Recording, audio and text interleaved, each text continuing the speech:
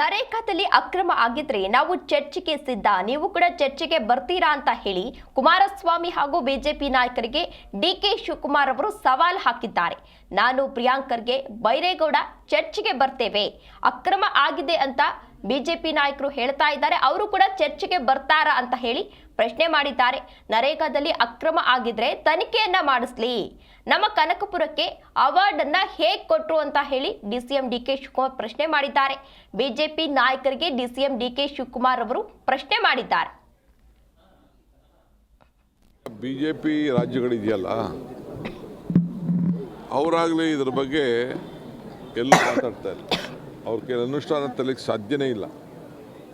ನಾನೊಬ್ಬ ಗ್ರಾಮೀಣ ಪ್ರದೇಶದ ಒಬ್ಬ ಶಾಸಕನಾಗಿದ್ಕೊಂಡು ನಾನು ಹೇಳ್ತಾ ಇದ್ದೀನಿ, ಇದು ಸಾಧ್ಯ ಇಲ್ಲ. ಯಾವ ಸರ್ಕಾರ ಕೂಡ ಸರ್ಕಾರಗಳನ್ನ ಕೇಳದೆ ಈ ತೀರ್ಮಾನವನ್ನು ಮಾಡಿದ್ದಾರೆ.